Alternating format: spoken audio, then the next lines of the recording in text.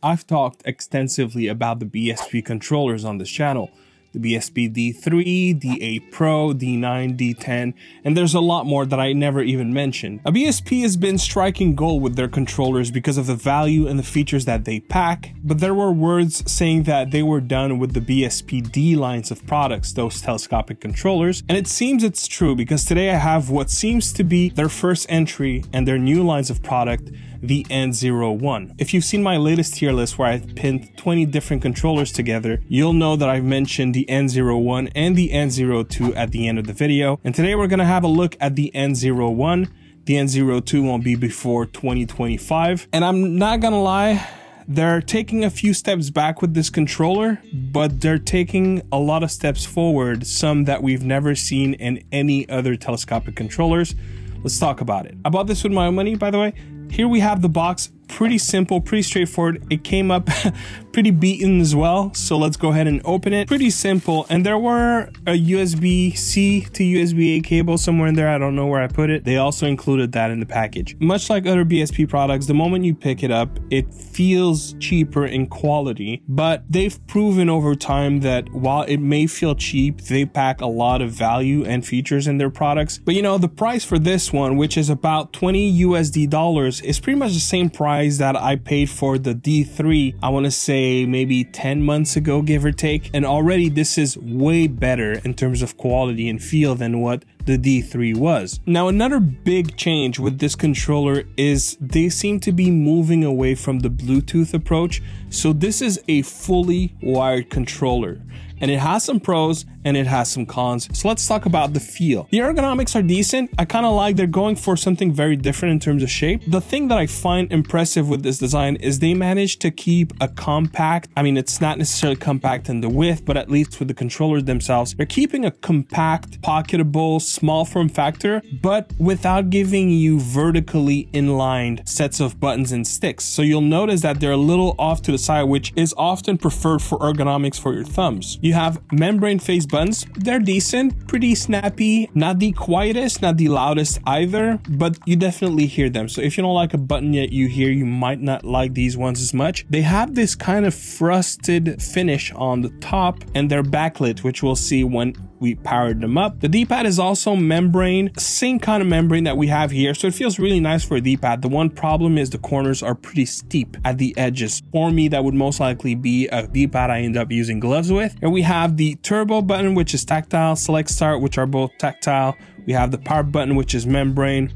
L1 and R1 are tactile, very noisy, high-pitched kind of noise. They click from everywhere, so that's nice. They have this kind of raised eyebrow shape. And then here you have the triggers, which definitely have some dampening effect at the end of the actuation, a little too pronounced for my personal taste, but you don't hear them at all, so some people might like that. They are analog and they have this kind of dotted texture. I'm just glad that there's something. I hate when they're just like soft, no texture at all on the triggers. You do have two back pedals, which are also noisy tactile buttons. And then other than that, one pretty, I would say major, I mean, maybe some people would argue, but in my opinion, it's going to be a fairly major difference with this one is it uses switch to change your modes rather than having to remember a combination. And this is something that is not too common in the telescopic space, and I wish it was a lot more because that makes it like you're not second guessing yourself. You know exactly what you're going for with the switch. So that's something that you have here. Other than that, you have a telescopic mechanism, but these don't stretch anywhere near as much as what we had with previous BSP products. The USB-C is stiff. There's no pivot action to the USB-C. You have a spring here to make sure that it has a tight hold, and you have rubber on the sides. There are no audio redirecting channel or anything like that. I mean, for the most part, oh, and also no 3.5mm jack. If you compare this to the later controllers and the D line, that one feels cheaper on pretty much every aspect. Both the sticks and triggers are Hall effect. I forgot to mention that. It does feel like a step back versus the D8, D9, D10s, D11 lines of products, but it's also very affordable. I mean, they definitely took a step back there, but the price dropped drastically to match that as well. I don't mind it as much as I thought I would. Now, here's one thing though.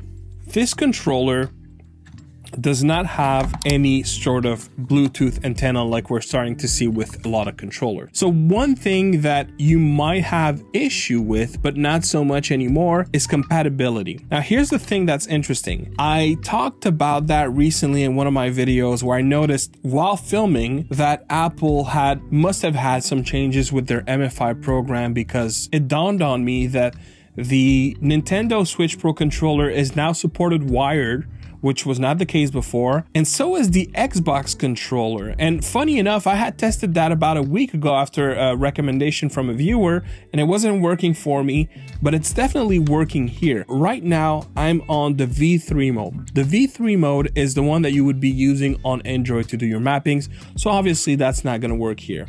But if I switch it to what is now, well, they call it the MFI mode, they're going straight for the jugular PlayStation mode. We can see here by the buttons, and that works just fine, right? And we're operating wired. The one thing with iOS, and this is specific to iOS, if your controller gets through the gates, so to speak, it's gonna work everywhere.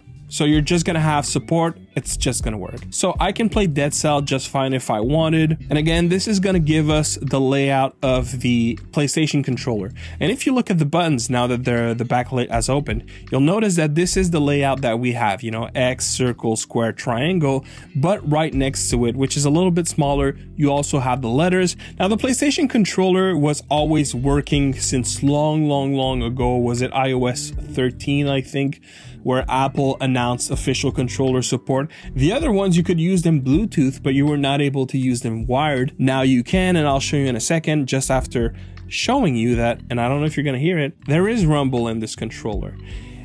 And that's one thing where the BSP controllers were pretty much always terrible. They had abysmal rumble. It's better here, but in ways that you wouldn't expect. It's definitely more defined. The vibrations that you get here has a nicer texture.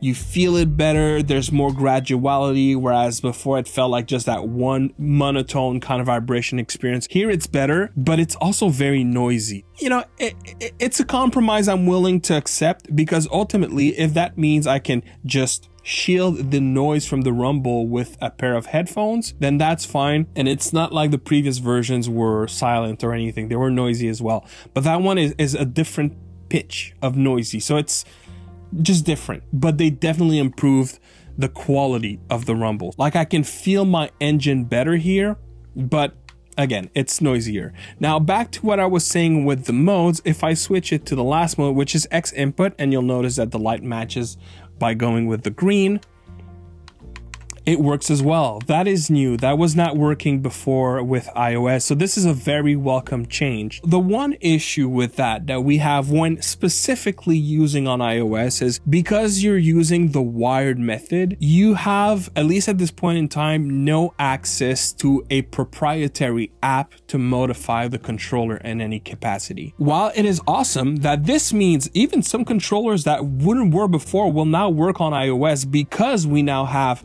Xbox and Switch modes operations natively, that is, you're gonna have better outcome in some cases, but you're still not gonna get an app support, and that is the case here. So let's go ahead and switch to Android. On Android, the V3 Shooting Plus V3, which is a terrible app, if I'm being honest. It's the app that you used to have with iPega controllers from like 5 years ago. However, I noticed this new one, Shooting Plus, which is the V3 Plus and the orange icon. It seems to be fairly recent, and that one works a lot better. Now, what's gonna happen once you are in the app, you wanna plug in your controller, and you'll notice that I'm using it despite having a case on my Red Magic, and it's working fine because I can just push it down, use the little spring action pushing thing, and it just holds very tightly, very nice, good grip that you have on your phone. That's definitely a benefit, better than their other controllers. Once you're in the app, you have to switch to the V3 mode, if I recall, and there you can see the N01 connected. So this is what you would use if you want to play games using the mapping. You can update your controller, which, by the way, I want to commend BSP on one thing, because originally I went to update my controller, and unfortunately I don't have footage of that. As I got the prompt to say, okay, do you want to get in debug mode and update? I hit yes, and it starts going up, but I got the prompt again because I was having both software, and not knowing, I just hit yes, and that stopped the download bar completely. My thing was locked. I ended up waiting after an hour. I had to disconnect. I thought my controller was fried. I reconnected it, and after deleting one of the two apps, I was still able to update my firmware. So of course, I would greatly recommend to avoid doing that, because maybe I was just lucky. Maybe it hadn't wiped enough and I was able to recover it. But ultimately, I was glad to see that there was a fallback protocol to prevent me from having just a piece of plastic that is completely dead. You have a couple of things. You can test your controller. You can see all your buttons, everything, the extra ones. You can do a little bit of setup. You have the motor settings. I mean, I guess you can deactivate it fully, so that one works, but the lighting settings does not deactivate the lights. You know, just nothing happens. Here you can address dead zone of your sticks, which is really, really nice. You can also recalibrate them, and you can recalibrate the triggers as well. So it's pretty bare bone in terms of settings, but I'm glad that you have this. But the one thing that is spectacular with this controller, where you go to advanced settings. So there is language selection, floating ball. Floating ball is basically just an app that you can quickly open for your screen mapping and all that good stuff. The one thing that is extremely special with this controller, if you game on Android using telescopic controllers, you know that there is one very notorious title that no matter what you do, you cannot play. And that title is none other than Call of Duty Mobile. And the only controller known to pretty much every other reviewer and gamer out there testing these devices to work is Backbone 1. So when you go into the advanced settings of this controller, you have here a mode switch, and you have the HID mode, which is what you want to use for your screen mapping, but you have what they call a COD mode. And look what happens when I switch to the COD mode. The light turns purple or pink. If I had the Backbone app, I assure you the Backbone software would come up and say, oh, looks like you have a Backbone connected. I had never seen that before. So let's go ahead and test in the infamous game and see if that's going to work. Call of Duty Mobile using a wired connection. Everything works fine. There are no weird behavior. Now, granted, BSPs are not known to have the best sticks. What I'm hoping is, because we're gonna have the N02, which will have bigger sticks, I believe, based off of the images that I've seen. I'm hoping that it's just gonna be a better experience for shooters in general. But the fact that we have this, and you don't have to buy a $100 Backbone controller, is pretty substantial. And in terms of responsiveness, latency, all that kind of stuff, honestly, it's good. It's fine. There's nothing wrong with it. Now, of course, because the MFI mode is a PlayStation mode, that also means that you're going to be able to use that with remote play. BSP deserves some praise here.